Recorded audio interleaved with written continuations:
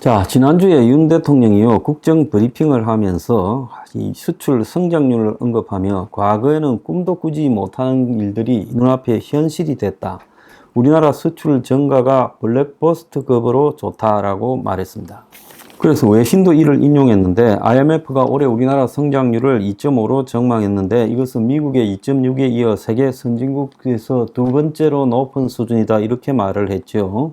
자, 그런데 이런 대통령의 2.5% 성장이라는 것이 기저효과, 즉 작년에 1.4%로 워낙 저성장을 해서 작년에 바닥이었기 때문에 좀 올라간 듯이 보이는 이런 효과의 작용이다. 가계부채나 내수 부진이 너무도 심각한데 이런 문제는 싹 빼먹었다라는 비판도 지금 나오고 있습니다. 자, 가계빚도 좀 줄어든 것처럼 이렇게 말하는데 이것은 산출 기준이 바뀌어졌기 때문에 생긴 이야기예요. 한은은 지난 6월 달에 GDP 산출 기준 연도를 개편하며 이 산출 내용을 바꿨습니다. 근데 가계부채가 지금 2,900조에 육박하면서 역대급으로 늘었고, 지금 오늘 아침에 보면 8월 달에 가계빚이 8.3조가 늘어났습니다.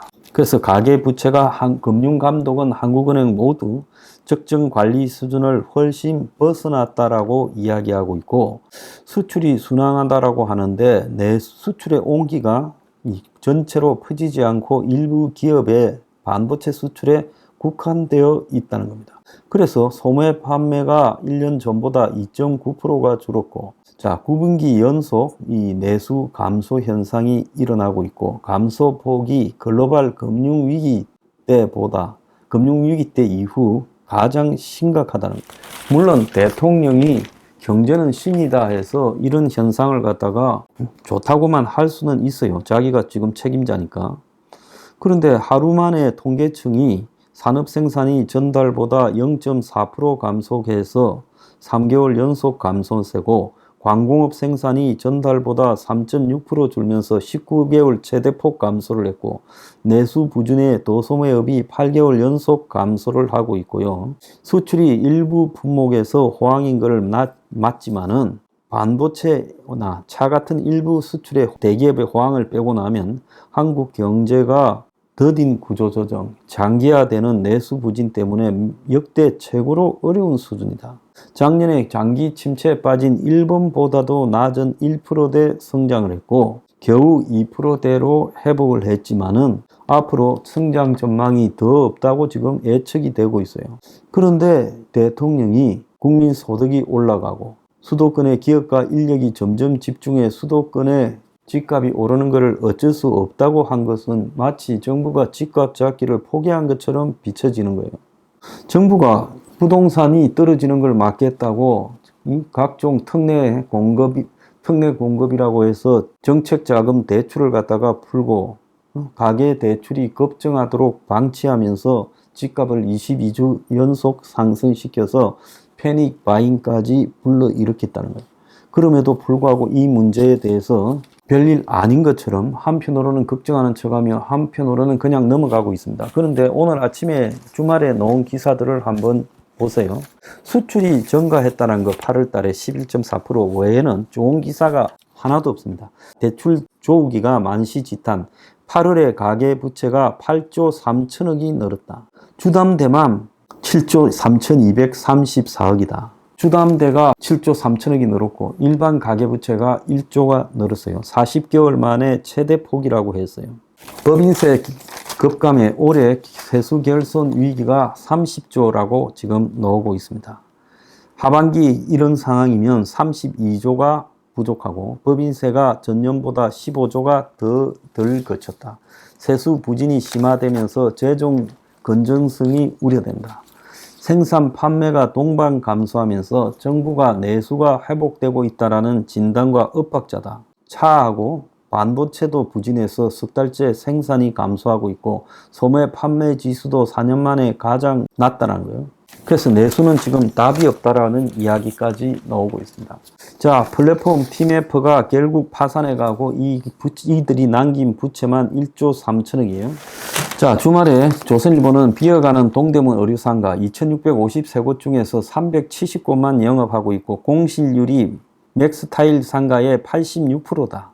1, 2층만 영업하고 있다. 1층, 3층만 영업하고 있고 에스컬레이터도 멈췄다.